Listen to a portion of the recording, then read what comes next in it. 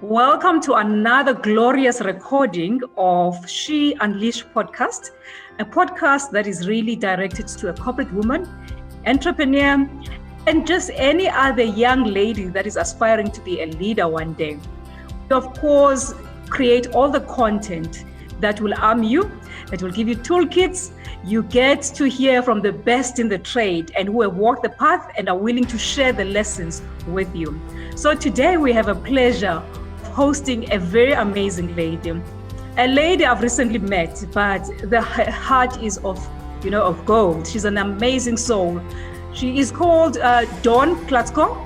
She is a business and executive coach. She is also an inspirational speaker. Dawn has, of course, a very elaborate past. She's run her own advertising agency company, which she later sold. She has pearls of wisdom for years in the industry, and she's willing to share those with us in the topic called Sisterhood. Dawn, welcome, and it's such a pleasure to have you on board. So thank you very much for inviting me in. That's quite a pressured setup. I hope I meet the expectations. So it's really a pleasure. It's a pleasure to be here. Thank you. Dawn, you've seen it all. You have done it all. You ran an advertising agency, which you founded, by the way, and owned for about 20 years. So advertising is by nature highly paced, competitive. It has all the elaborate, dynamics of a corporate environment, and it's male dominated. Tell us about the agency that you ran and maybe just a high level of the lessons that you learned from running the organization. Sure. So I had the privilege of having my grounding as a junior in the big ad agency groups. And to be quite honest, I think I'm too much of a maverick. So even though it was the ad industry, what led me to having my own agency is that I'm not very good in cooperating in the corporate environment. Mm-hmm. So I guess that was the motivation for me, being fairly cocky, I think, initially, having had the luxury of these big agency groups and stepped out into my own. And it was a wonderful experience. Look, it's a privilege to be invited in to work on other people's brands, to be part of building up brands. And I think a byproduct of having worked probably on every brand category you can imagine and working with brilliant minds. So I was a suit. I was on the business side of the agency business, not a creative. Hence my brand, The Art of the Suit, and the book being The Art of the Suit. And the lessons that I learned, the conventional lessons of brand building, are what I've incorporated into my life, my reinvented life as a business and executive coach. Mm-hmm. So when I look at anyone, we've had a conversation, Hamza, where I said, I think you're an amazing brand. Mm-hmm. And I can't help but look at people and look at them, respect them from a perception of brand. Mm-hmm. So you're right, the ad industry is ruthless. You're only as good as the last campaign. That creative talent face a blank page every day. Mm-hmm. So if you want the acid test of innovation, of reinvention, of repackaging, of thinking fresh, then advertising is a wonderful incubator. Mm-hmm. Dawn, I think part of the characteristics I mentioned about you is in just meeting you, I mean, in a few kind of days of meeting you, I've realized that you're such a giver. You have this warm heart of giving.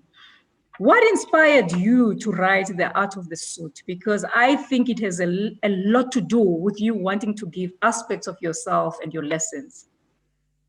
So when I took a very brief sabbatical, and to consider what my next stage will be. That was after I was fortunate enough to sell my ad agency. And to be honest, I think I was burnt out. I was exhausted. And in considering what I could do, because I love the business of business. And I think one of the talents that I developed in advertising in retrospect was to create an environment in which creativity can thrive. So I thought, well, how do I take all of the lessons? And believe me, most of the lessons were from failures, not from successes. And I thought, how can I make life a little bit easier for entrepreneurs, for business people, people who want to step out there, and in particular for women in business. So that is a favorite area of mine. And the art of the suit is about the cold reality. So we can all glamorize, we all want to be the CEO. We all want to have our own show, our own business. And there's a reality, and it's not the stuff you learn through the MBA. It's not the stuff you learn through conventional disciplines. It's what is the reality on the ground. And I identified 10 essential lessons that I had taken out. And I thought to myself, if only somebody had said to me, Dawn, watch out for this. This is the reality. The journey may have been a lot easier. And that's the art of the suit. It's very practical, very fundamental. It is an amazing book. I could not put it down. From yesterday, I was just all over the book, simplistically written. And I love how you narrate using the old stories, from your childhood. It makes it such an amazing read. I would really recommend it for any lady who is going through a corporate. It is a must-have. If you want a sister talking through over your shoulder, over any aspect that you will meet in an organization, that is that book. And thank you so much for being inspired to write it. So today is specifically around the sisterhood.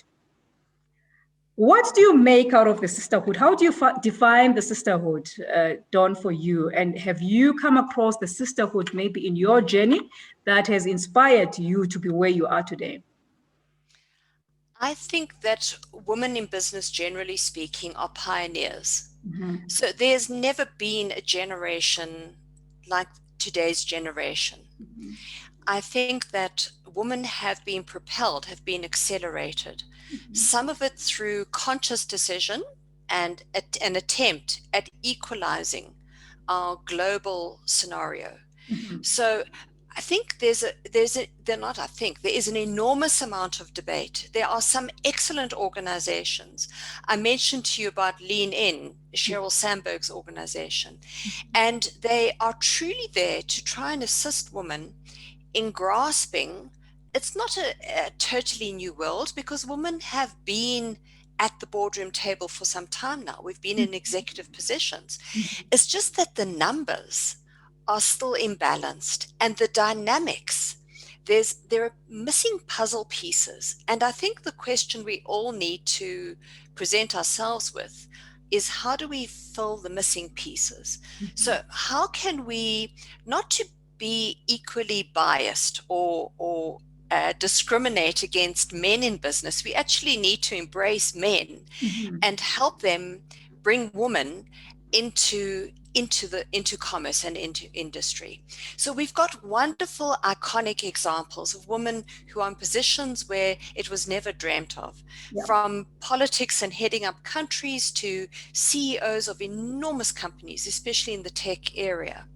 But in the real life, in the mass, there's still enormous gaps. And I think what we need to learn, and what the sisterhood is all about, is if you've got what it takes, the stamina to start climbing up that ladder, is as much as when you reach up, I would like the vision of knowing that there's a woman who's gone ahead of me.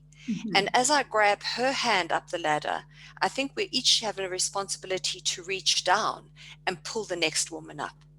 And I think that is where we may be missing a trick, that we're not collaboratively creating a mass movement, if you like, of helping equally other women in the sisterhood. And for me, that is how I would like to see this dynamic working. So sisterhood, for me personally, has been amazing, because through sisterhood, I've received networks. I mean, I received your contact through a sister of mine. And equally so, sisterhood has opened doors. You get, there are board appointments. You don't get up to know about board appointments, but a sister will say, have you heard about this, and so on. What do you think hinders all of these sisterhoods? Because there seems to be a bit of an element of distrust when it comes to certain circle, and just the, the resistance to allowing us outsiders into the sisterhood. There are some phenomena. So you must have heard about the queen bee syndrome. And the queen bee syndrome is about a woman finally getting to that position of power. And instead of now pulling up a whole lot of sisters and giving them a hand up and taking them, they want to hold that position of power. So I think it comes from threat, it comes from fear, it comes from a fear of the unknown, and perhaps a degree of mistrust. So, I think for a lot of women, and I've experienced it with a woman that I'm coaching, who are going through a transition, stepping up into the executive position, stepping up to the C-suite, is there's almost an unwritten behavior. So, for example, we're too modest and too shy. We're so used to being in a supportive role. So you forget to ask. So it's all very well. And in the art of the suit, I refer to this. I spoke to a friend of mine who I'm very fortunate to know, hugely successful man, wonderful entrepreneur, a venture capitalist. And I said to him, tell me how it works. I need insight to the boys' club. What is it? How does it work on the golf course? Tell me about that. And he just laughed at me and he said, the interesting thing is that when we socialize, it gives you the opportunity to see what the person is made of in a social setting. So the way a person plays a game of golf and how they respond to having a lousy round or however they respond or respond to winning, that gives you a very good indication of the persona. And it gives you a good indication, like, do I want to work with this person? And he said, and then when you're having drinks after the game, there's an agreement. It's not to be embarrassed. It's okay, guys, we had a fantastic time. I've gotten to know you a bit better. I see how you play the game. I like you. How can we do business? So women forget to step over that little breach. We think, it's a bit forward. We forget to say, this was fantastic. I love meeting you. So, and thank you for the opportunity. Thank you for inviting me in onto your video cast. How can I be of benefit to you? And it's not just a quid pro quo. Today you'll be of help to me, and maybe only in 2 months' time will it reverse. So I think that there are certain tactics. There's an art to this art of business. And so I don't think it's that much of a huge mystery, but unless we have authentic, open conversations, we won't learn. And we have to actively, I love that what you were saying about networking. I think you're the exception. It's wonderful that you know how to work a network and you recognize the benefits. Some people understand network, but they don't know how to get into it or to work it. It almost seems like it's the small kind of tricks that we miss because, daily we are always in a rush to get home because you have children to caretake. You always have a busy schedule, and almost that part, that necessary part where you get to craft a sisterhood, we miss out on because we're not always, networking and out there and doing things. What are the do's and don'ts, Dawn? Let's say you've been invited now into this sisterhood. You're a newbie. What are the do's and don'ts of sisterhood? I think the do's are certainly be curious. I think curiosity is a wonderful thing. To not be judgmental. So I've learned some very humbling lessons in my life. And they've presented themselves to me in different settings, whether it's been in sport, and please, I'm not like an out there sportswoman, but I'm talking about, social sport. And I've constantly been caught out where I have to admit that I have my own unconscious bias. So never presume that woman in the room who wasn't the most glamorous, who seemed to be a bit more humble, wasn't the most gorgeous, bedazzling personality, don't presume that there's no opportunity. Be curious, communicate, and open the door to conversations. And so I think that is a definite do. And I think another very positive thing to do is to open up the concept of collaboration. we sometimes are overprotected of what we think is our unique formula, our expertise. Nobody has the corner on any aspect, especially with technology. Everything is out there. You and I have discussed how much free stuff is on the web, any question that you can ask. And you know, the more successful people are, the more generous they are in giving and sharing information. So don't believe your little idea has to be guarded so secretively. I think it's very important to leave yourself open to constructive criticism. I think another suggestion that I have is to avoid the detractors, the naysayers. If you sense that somebody is even remotely jealous and the kind of questions they're asking you are designed to put you down and make them feel better, turn and run. Whatever you do, if you can't run, switch the conversation to whatever will interest them. Get the conversation away from yourself. So don't let that flame of ambition be put out by somebody who sees you as a threat. And you know what? The strangest thing is we spoke about this, and we spoke about, what are the things that actually break down sisterhood? And we spoke about these things that sometimes with women, we are emotional beings. And there are unspoken things, boys will fight, but it will be in the open, and they'll fight about the matter that they're fighting about. And once it's done, it's done. With women, we're emotional beings. We would have met with Dawn and we had coffee and we poured our hearts out, and something I may have said may have offended Dawn. And before long, the relationship is broken down. How can we help ourselves, better to be focused on what the sisterhood is meant to achieve? Because I think these are unspoken conversation. We don't speak about them. And sometimes we speak about them, but we act, contrary to them.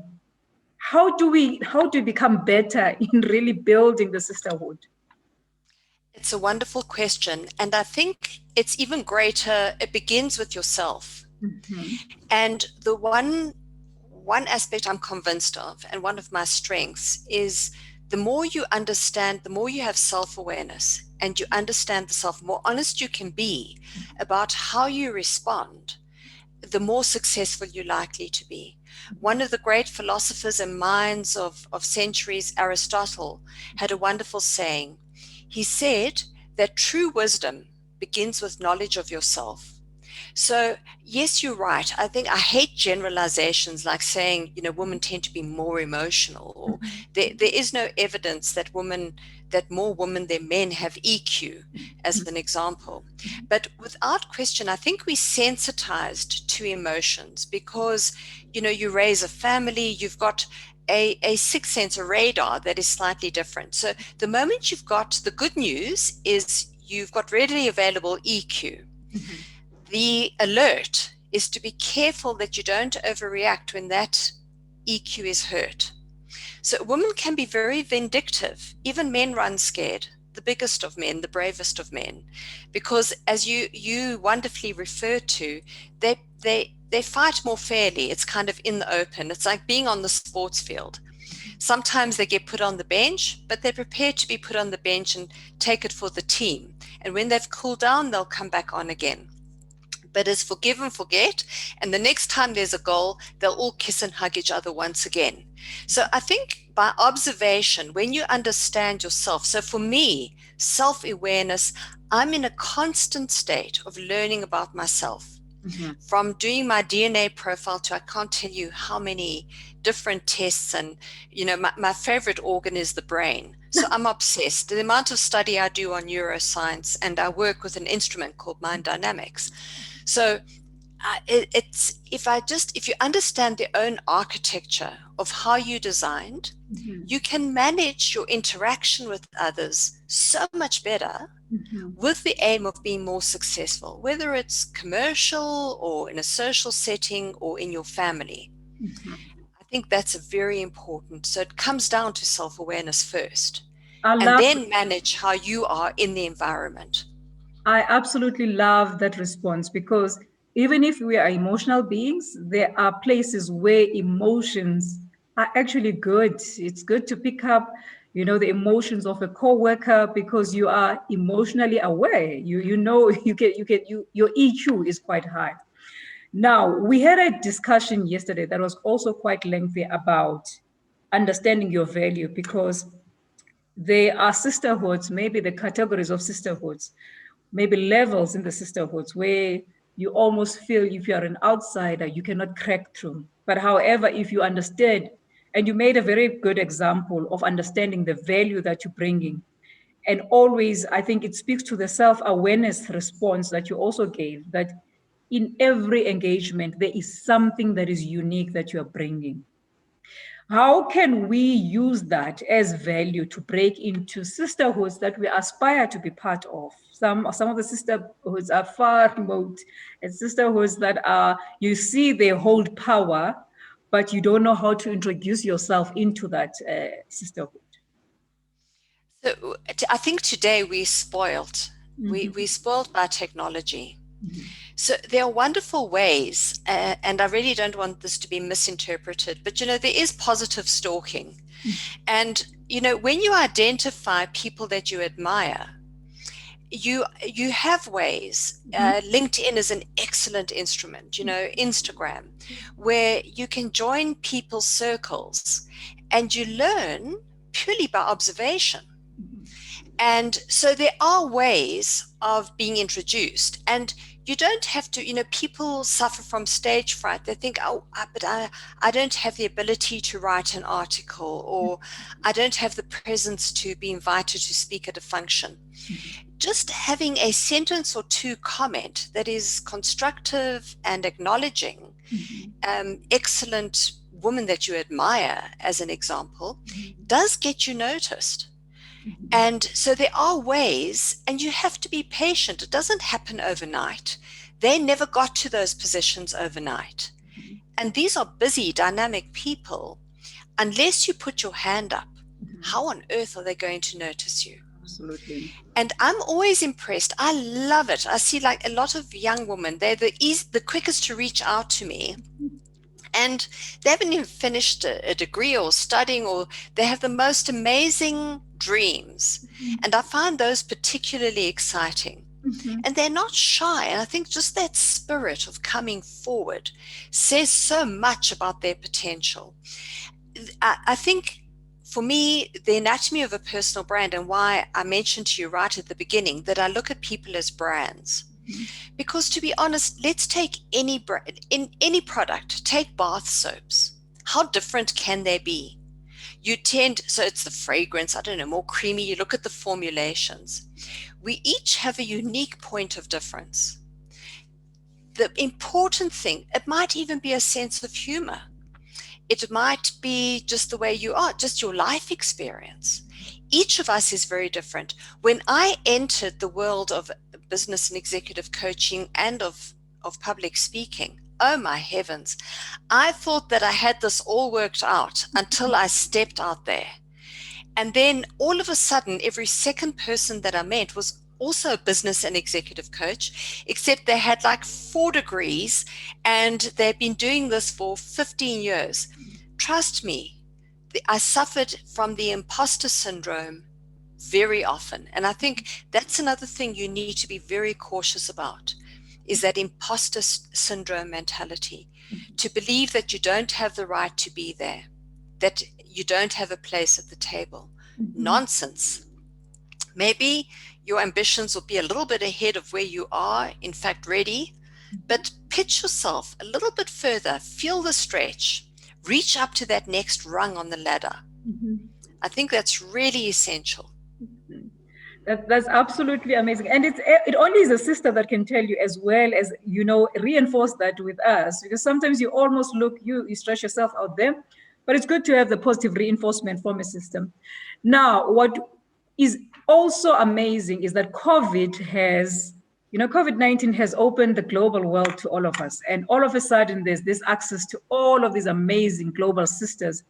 And you tend to find that it's a more embracing world than local. What have the benefits of COVID-19 been for you in as far as building all of these networks and, sisterhoods globally? Well, so in the other hat that I wear, I'm a master trainer and the global program director on this mind profiling instrument called Mind Dynamics. So my role is to find other coaches who will become accredited practitioners. And our vision is one of a global vision. I cannot tell you how much fun I've had using primarily LinkedIn, because there's a wonderful profiling on LinkedIn. So it lets you know exactly who it is that you're speaking to or reaching out to. I have met the most incredible coaches from around the world, and it's taught me the art of developing a unique positioning. So there are hundreds of thousands, probably millions of coaches around the world.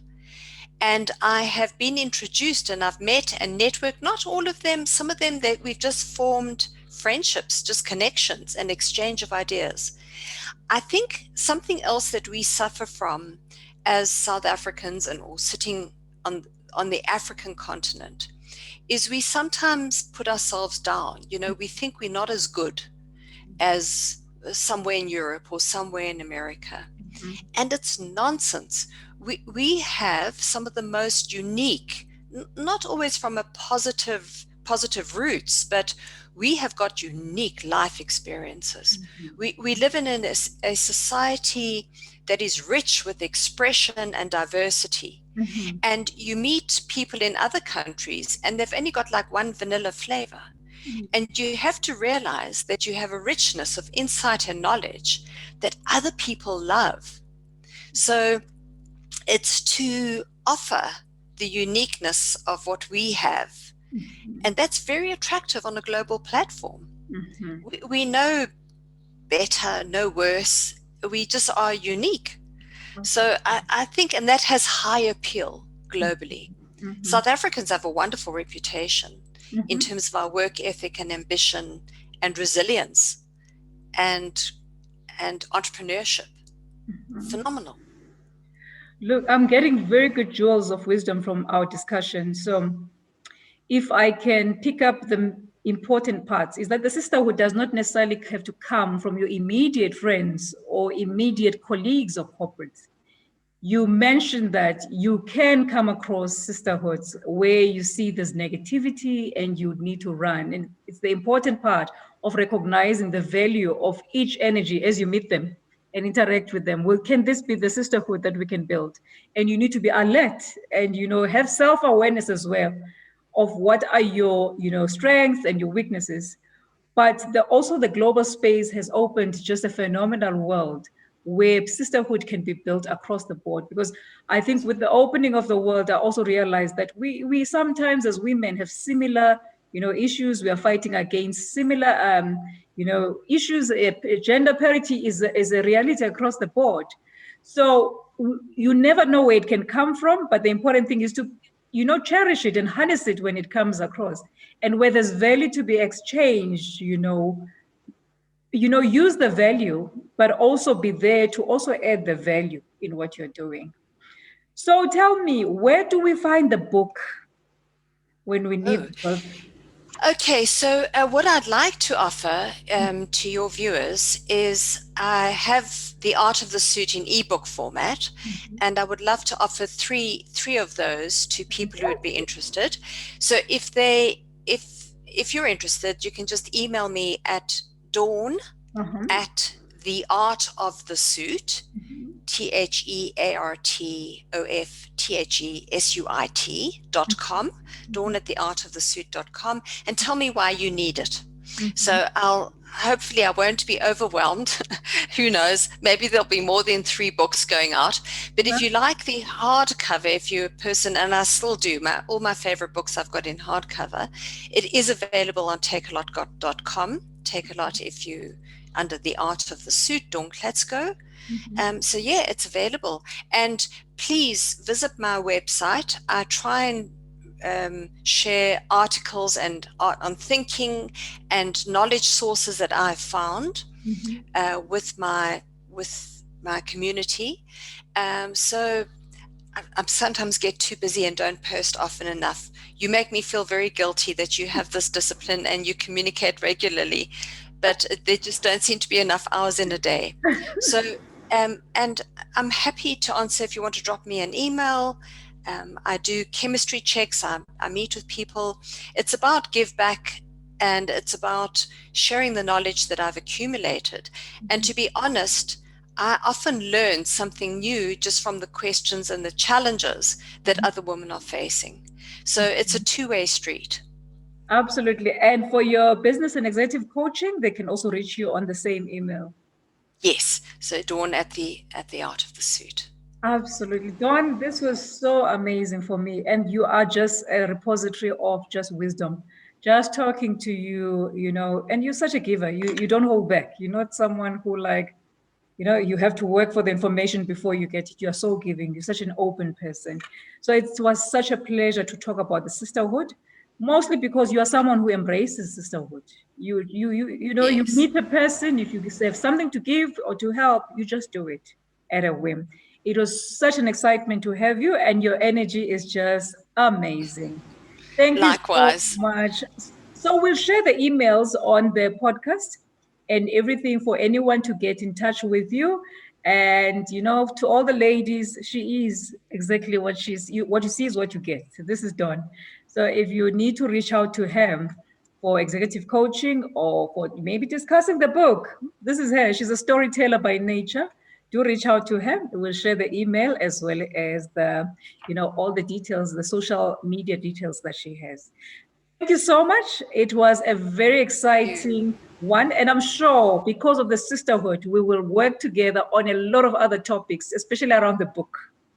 I have no question in mind. And I just want to say thank you so much and congratulations for introducing this platform. It's essential. And so kudos to you. And, we mutually feed off energy. And I think that's for all of us. So let's collaborate. Yes, to all our listeners. So Dawn, in closing, what would you advise anyone who is aspiring to be part of a sisterhood that would be helpful for them from a career or social perspective?